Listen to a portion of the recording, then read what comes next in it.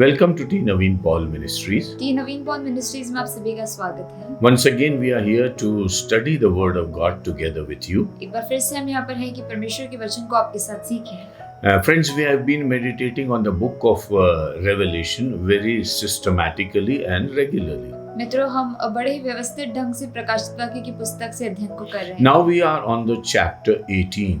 अब हम 18वें अध्याय पर आ गए हैं। And needless to remind you that chapter 17 and 18 are the two big chapters given to a city which is known for corruption and business. और मुझे बताने की आवश्यकता नहीं होनी चाहिए, लेकिन 17वां और 18वां अध्याय जो है वो शहर के ऊपर दिया गया है जो व्यापार व्यवसाय में लिप्त है। And that city is so given to business that it is totally godless.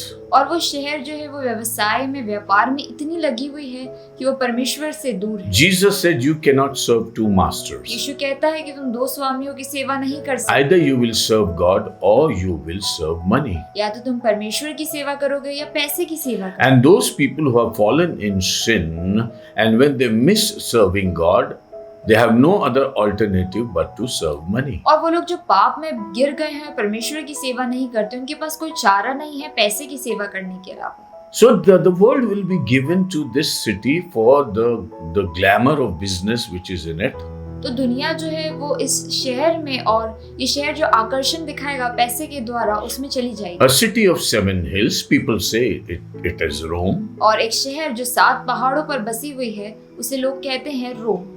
And from that city, the business of the whole world will be conducted. और उस शहर से पूरी दुनिया भर का व्यापार जो है वो नियंत्रित किया जाएगा। We are in the process of developing supercomputers. और हम उस प्रोसेस में है कि हम सुपर कंप्यूटर्स बना लें। And a system will come when everybody will have a name and number which would be an identification for that person. और एक समय आएगा कि हर एक इंसान के पास एक नाम और एक अंक होगा जिससे उसकी पहचान होगी। And supposedly it is very much possible that it would be a chip planted on your forehead and your right arm. और हो सकता है ये बहुत ही हम इसकी प्रतीति करते हैं कि कुछ चिप जैसा होगा जो आपके माथे और आपके दाहिने हाथ पर अंकित होगा। So you don't have to carry any business card or anything. Just you stand in front of a camera and everything will be done. तो आपको कोई कार्ड कुछ लेने की जरूरत नहीं होगी, आप सिर्फ उस कैमरे के सामने खड़े हो जाएंगे और सब कुछ हो जाएगा। So the people world over will be making business through this system. तो दुनिया भर के लोग इस सिस्टम के द्वारा व्यापार को करेंगे। And everybody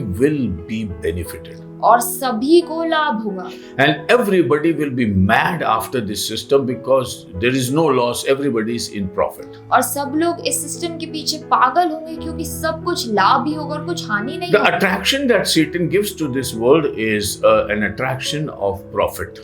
और आकर्षण जो शैतान दुनिया को देता है वो लाभ का आकर्षण। Even today people are investing in different ways so as to earn money, easy money. और आज भी लोग जो है बहुत सी चीजों में अपने पैसे को डालते हैं ताकि बड़ी आसानी से पैसा कमाएं। People do not work hard but they want to earn money from money. लेकिन लोग चाहते नहीं है कि वो मेहनत करें, लेकिन वो पैसे से पैसा जोड़ना चाहते हैं। And this is a trap in which the world is getting into. और एक फंदे के समान बन गया है जिसमें लोग फंस जाते हैं। And this is going to increase day by day. और ये दिन पर दिन बढ़ता ही जाएगा। Chapter 17 begins with the announcement of an angel. 17वें अध्याय जो है स्वर्गदूत की घोषणा द्वारा शुरू होता है। And one of the angels who had the cups of wrath, और एक स्वर्गदूत जिसके पास वो कटोरा था, he spoke to John and said, "Come, I will show you what happens to this city." वो यूहन्ना से कहता है, आओ मैं तुम्हें इस शहर का क्या दंड होगा वो दिखा दूंगा। And before the city comes to existence, John knows what is going to और इससे happen. पहले कि शहर उत्पन्न हो, यूहन्ना जानता था कि उसके साथ क्या होगा।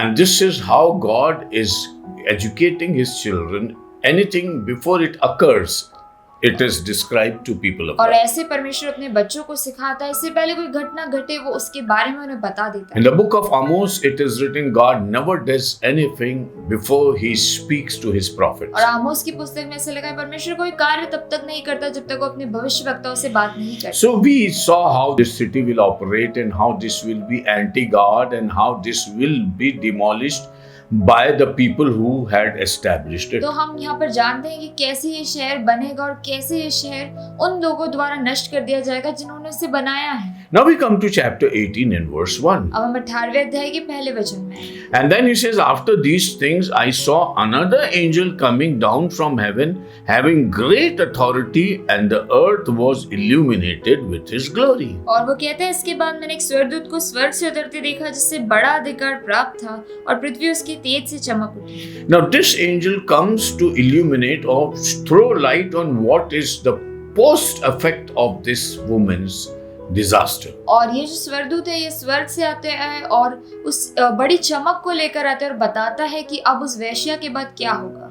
So when the evil city comes, और जब वो शहर जो है वो आता है, all business is there, सारा व्यापार वहाँ हो रहा and है God's people are martyred, और परमेश्वर के लोग शहीद हो जाते हैं। and after that what happens to that place? और उसके बाद उस शहर का क्या होगा? So in the word of God it is said, whenever there is an evil city, the after effects are also there. और वचन में ऐसा बताया गया कि जब भी कोई शहर बुराई करता है तो उसके बाद भी वहाँ पर कुछ होता है। God has cursed cities, saying that you will never be rebuilt again. और परमेश्वर ने नगरों को जो है उस पर कर्स कर दिया गया और कहा है कि तुम्हें फिर से कोई बनाएगा नहीं। Something of that kind is also shown over here. और ऐसा कुछ यहाँ पर भी दिखाया गया है। So this angel is the second angel who comes to John. और ये स्वर्गदूत दूसरा स्वर्गदूत है जो यूहन्ना के पास आएगा। First angel shows the activity and the end of the city. पहला स्वर्गदूत तो जो था वो गतिविधि को और अंत को बता रहा था। But the second angel comes with a declaration and a great light, throwing light on the after effect. लेकिन दूसरा स्वर्गदूत जो है वो बड़ी घोषणा के साथ और वो उसमें प्रकाश डालेगा कि उस शहर का बाद में क्या होगा। And verse 2 says that he cried mightily with a loud voice, saying, Babylon the great is fallen and has become the dwelling place of demons, a prison of every foul spirit and a cage of every unclean and hated bird. उसने ऊंचे शब्द से पुकार कर कहा, गिर गया, बड़ा बेबीलोन गिर गया, वो दुष्ट आत्माओं का निवास, हर एक अशुद्ध आत्मा का अड्डा, हर एक अशुद्ध और घृणित पक्षी का अड्डा हो गया।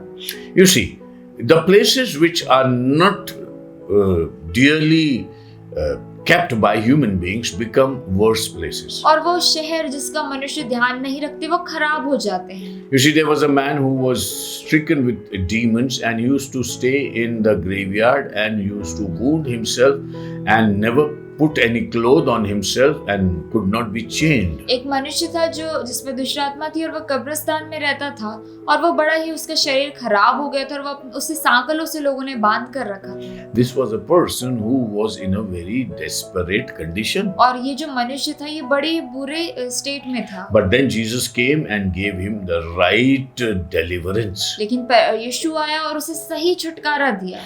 The city which doesn't honor God, वो शहर जो परमेश्वर का आदर नहीं what करता, will happen to it? उसके साथ क्या होगा? Sodom and Gomorrah were burned with fire. सदोम और गोमोरा को आग से भस्म कर दिया गया And that lush green cities were turned into fireball, और वो हरा भरा शहर जो है वो आग में बदल गया so that it could not be inhabited by people for a very long time. ताकि बहुत समय तक लोग उसमें रह नहीं पाए। And this is why the angel tells the fate of this place. और इसलिए स्वर्गदूत इस शहर के न्याय को बताता है। And he cried with a mighty voice. और वो बड़े शब्द से पुकार कर उसने कहा। So anything that angel does is in a very big, magnanimous way. तो जो कुछ भी स्वर्गदूत करता है वो बड़े ऊंचे शब्द से करता है। He comes with great authority. वो बड़े अधिकार के साथ आता है। He has a great light which illuminates the earth. और उसके पास बड़ी चमक है, बड़ा प्रकाश है जिससे पृथ्वी चमक उठती है। And he cries with a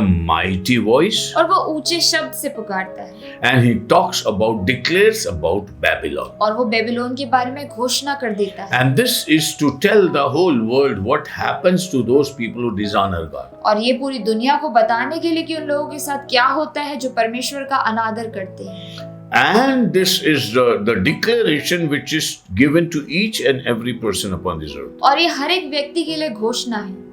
And he says, Babylon the great is fallen.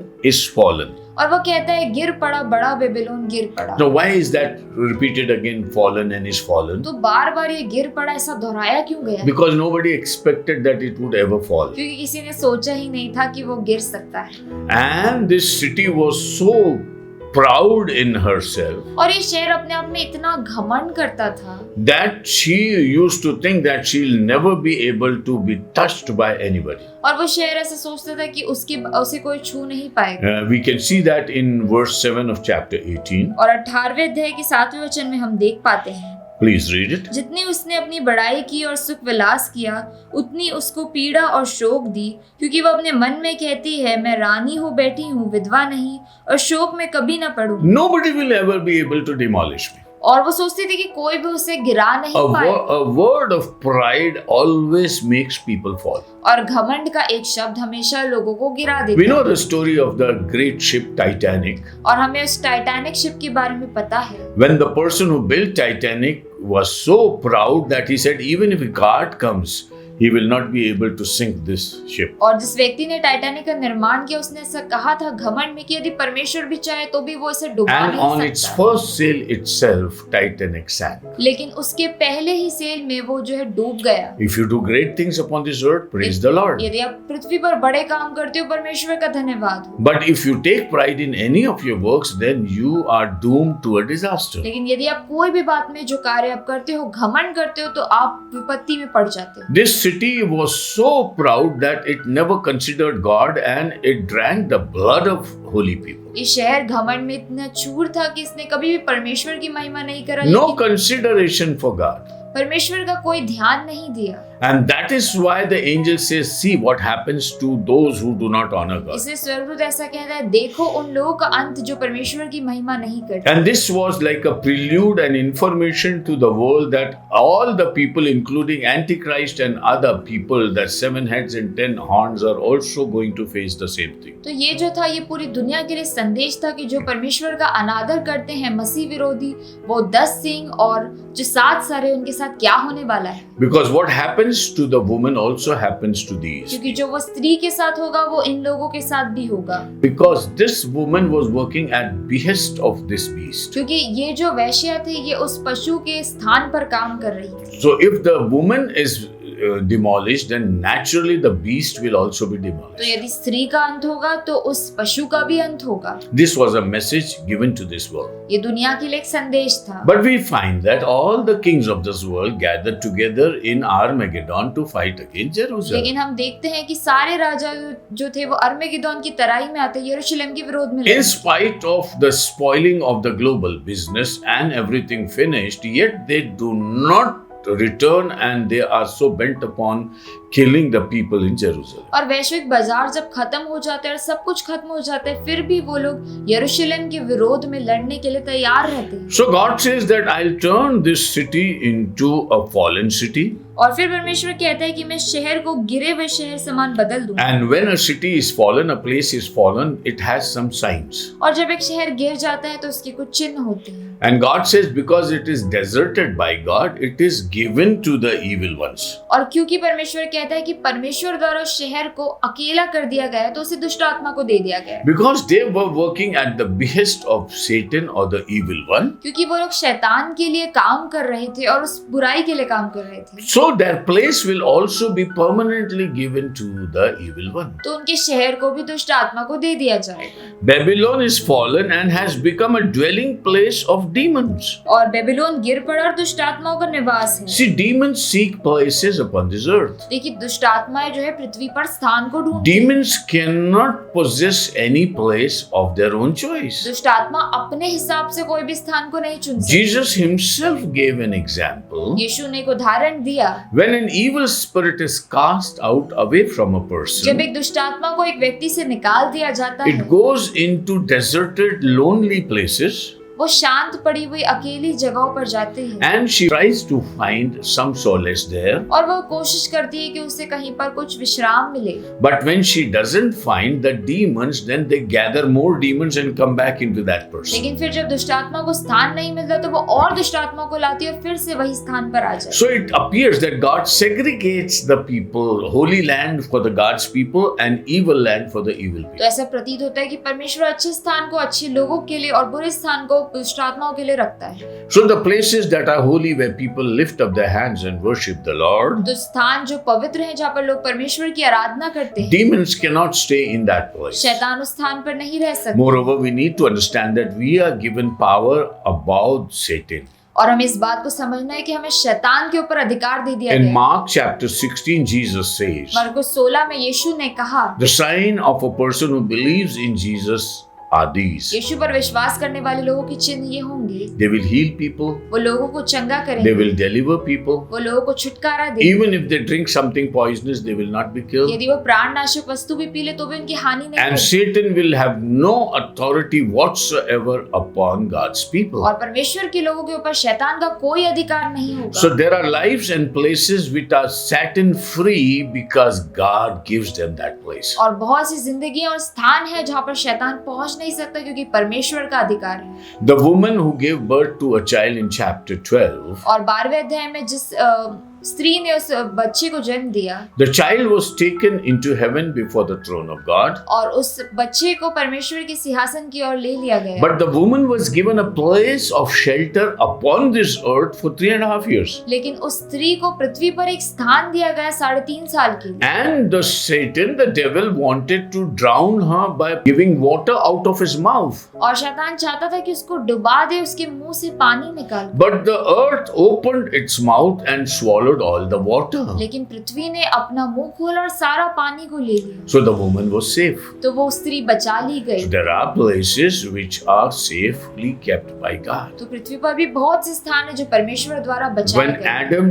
ate the fruit, जब आदम ने उस फल को खाया then God put a guard against the tree of life. तो परमेश्वर ने उस जीवन के वृक्ष के उधर पर एक गार्ड को रखा। The tree of life is still upon this earth, जीवन का वृक्ष अभी भी पृथ्वी पर है, but it is guarded by God. लेकिन परमेश्वर के द्वारा उसे And देख no रेख करता है। person, good or bad, can ever access that tree which is still on this earth. और कोई व्यक्ति अच्छा या बुरा उस पेड़ के पास नहीं जा सकता जो अभी भी पृथ्वी पर है। So we can very clearly understand that God earmarks places according to His rule and His तो authority. हम समझ सकते हैं कि परमेश्वर उसके अधिकार और शासन के द्वारा बहुत सारी जगहों को रख लेता है। So this place which is called the harlot, और ये जो स्थान है जिसे वैश्या कहा गया है, she will be filled with as a dwelling place for demons और वो जो है दुष्ट आत्माओं का निवास बन जाएगी and a prison for every foul spirit और अशुद्ध आत्मा का अड्डा and a cage for every unclean and hated bird. और अशुद्ध और घृणित पक्षी का अड्डा होगा।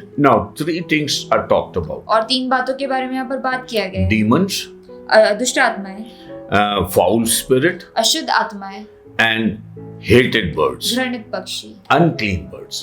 और जो पक्षी जो साफ नहीं। These all signify the evil world. और ये सब जो है बुराई को और संकेत करते हैं। So demons are there, तो दुष्ट आत्माएं हैं and also foul spirits are there. और अशुद्ध आत्माएं हैं। When you are possessed with a demon, यदि आप दुष्ट आत्माओं से ग्रसित हैं you are clearly seen as a demon possessed person. तो आपको दुष्ट आत्माओं से भरे हुए इंसान जैसे दिखाया जाए। But when you are in a foul spirit, लेकिन यदि आप अशुद्ध आत्मा में हैं it's very secret and subtle. At times you cannot understand. तो ये बहुत ही व्यक्तिगत होगा और कई बार हम समझ नहीं पाते। There are so many people who have foul spirits, but they do not show themselves as having foul spirits. बहुत से लोग हैं जिनके अंदर अशुद्ध आत्मा है लेकिन ऐसा दिखाई नहीं पड़ता कि उनके अंदर अशुद्ध आत्मा है। When Babylon will be demolished, और जब बेबीलोन को मिटा दिया the जाए punishment for Babylon is this: और बेबीलोन का जो दंड है वो ये है, nothing godly will ever be found in it, कुछ भी परमेश्वर से ताल्लुक रखने वाली चीज वहां पर नहीं मिलेगी and it will be a place of all dirt. और वो सब बुराई की स्थान बन जाएगी। And upon this earth, और इस पृथ्वी पर God will give the consequence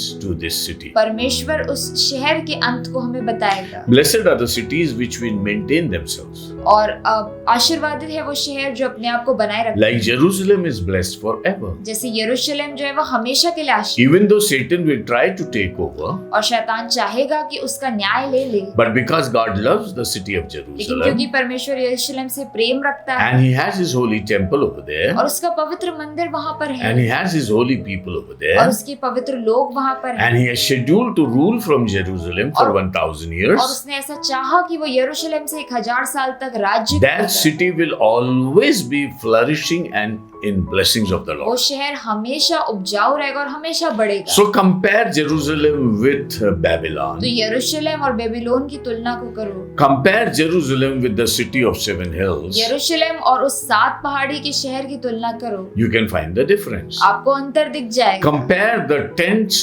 of Abraham.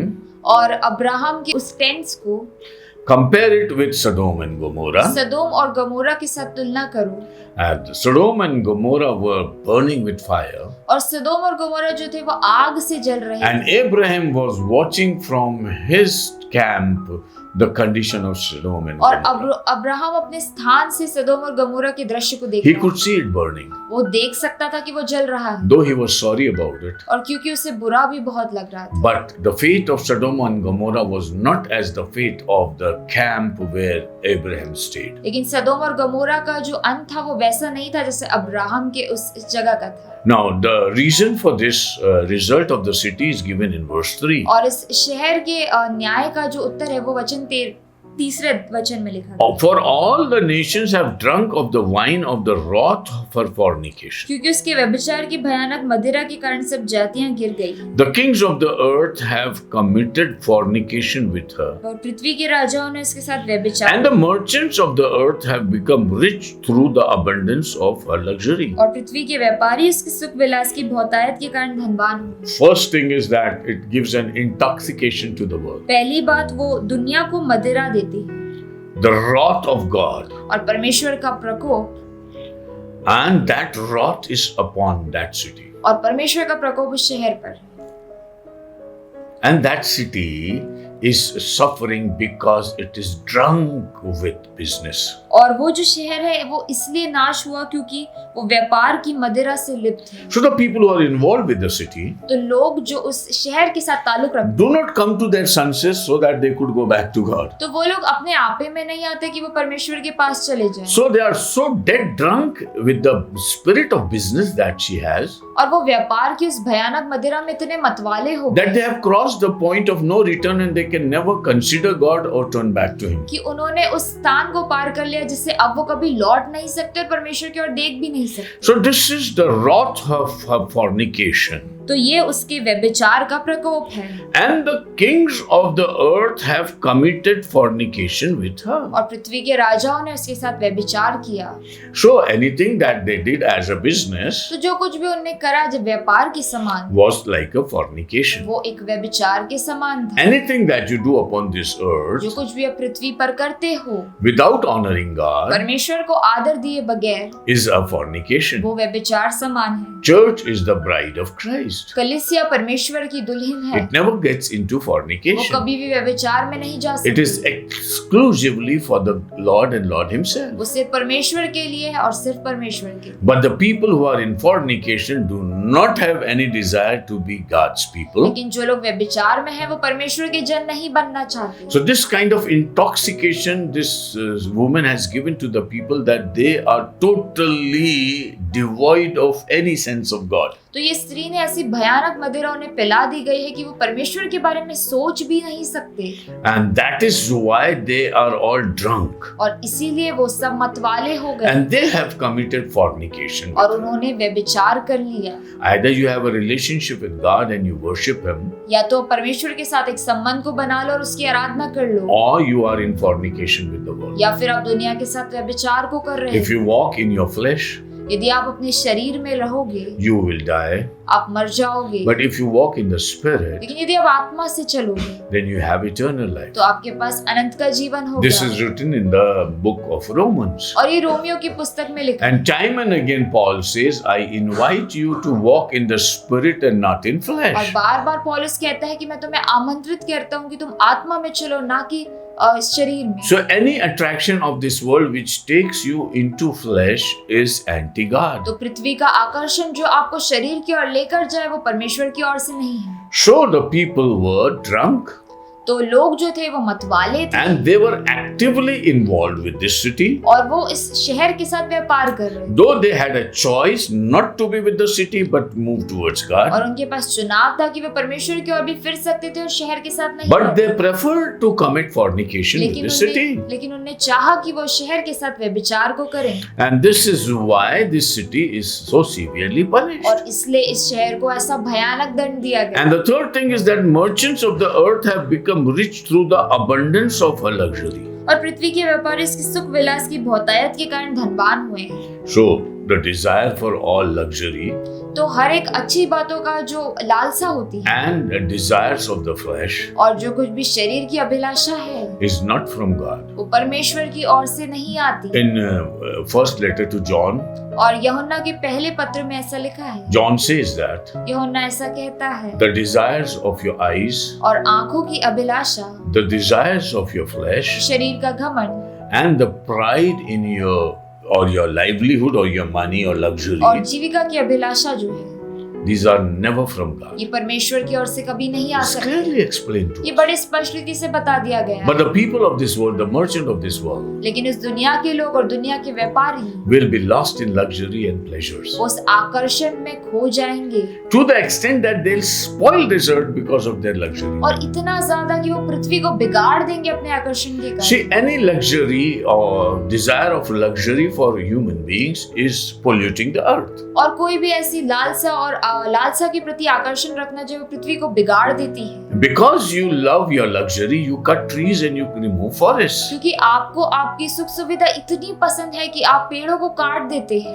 Because the desire of luxury, you contaminate water and air. क्योंकि आपको उस आकर्षण के प्रति इतनी लालसा है कि आप जो हवा है उसे पोल्यूट कर देते हैं। I don't think we have anything more to explain because we know what is happening around. और मैं नहीं समझता कि हमें कुछ समझाना होगा क्योंकि हमें पता है कि आसपास क्या चल रहा है। My dear brothers and sisters, मेरे प्रिय भाई और बहनों, the drunkenness of money, और पैसे का जो मतवालापन the है attemptful desire to get involved in fornication with business, और ऐसी लालसा की व्यापार के साथ व्यभिचार कर ले and to have luxury at the cost of the life of holy people and God's world, और भोग विलास करना लोगों के जीवन से समझौता करके और परमेश्वर के लोगों के जीवन के ऊपर and to spoil this earth और पृथ्वी को बिगाड़ देना is severely punishable in the eyes of the Lord. परमेश्वर की नजरों में भारी दंड May योग्य। the Lord give us the grace परमेश्वर हमें अनुग्रह दे दे that we look towards Him. कि हम उसकी ओर ही देखें। And when the world takes an ugly turn, और जब दुनिया एक बड़ी भयानक मोड़ को लेती है, let us love the Lord and praise and adore Him. आइए हम परमेश्वर से प्रेम रखें और उसकी आराधना We करें। are moving from glory to glory.